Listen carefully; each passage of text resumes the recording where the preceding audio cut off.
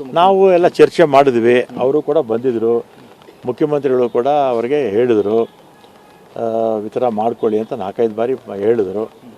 ಅವರು ಏನು ಮಾಡ್ತಾರೋ ಗೊತ್ತಿಲ್ಲ. ಈ ನ್ಯಾಷನಲ್ ಹೆರಾಲ್ಡ್ ಕೇಸಲ್ಲಿ ಸರ್ ರಾಹುಲ್ ಗಾಂಧಿ ಅವರು ಮತ್ತು ಸೋನಿಯಾ ಗಾಂಧಿ ಅವರಿಗೆ ಇಡಿ ಚಾರ್ಜ್ ಶೀಟ್ ಹಾಕಿದೆ. ಈಗ BJP ಪಕ್ಷ 11 ವರ್ಷದಿಂದ ಮಾಡ್ತಾ ಇರ್ತಕ್ಕಂಥದ್ದೇನು ದೇಶದಲ್ಲಿ ವಿರೋಧ ಪಕ್ಷಗಳ ಮೇಲೆ ಇಡಿ, ID, ಇನ್ಕಮ್ ಟ್ಯಾಕ್ಸ್, IT ಎಲ್ಲ ಕೇಸುಗಳು ಆಗ್ತಾ ಇರೋದೇ ಅವ್ರ ಕೆಲಸ. ದುರುದ್ದೇಶನ ಆಗಿದ್ದಾರೆ ಸರ್. ಈ ಹಾಕಿರೋ ಚಾರ್ಜ್ ಶೀಟ್ ದುರುದ್ದೇಶದಿಂದ ಹಾಕಿದ್ದಾರೆ ಅಷ್ಟೇ. ಕೋರ್ಟ್ ಇದೆ, ಫೈಟ್ ಮಾಡಬೇಡಿ. ಎಷ್ಟು 11 ವರ್ಷದಲ್ಲಿ ಎಷ್ಟು ಹಾಕಿದ್ದಾರೆ ವಿಪಕ್ಷಗಳ ಮೇಲೆ? ಏನು ಅವ್ರ ಪಕ್ಷದಲ್ಲಿರ್ತಕ್ಕಂಥವರೆಲ್ಲ ಏನು ಸತ್ತರಿಸ್ತಿದ್ರು ಅಲ್ವಾ?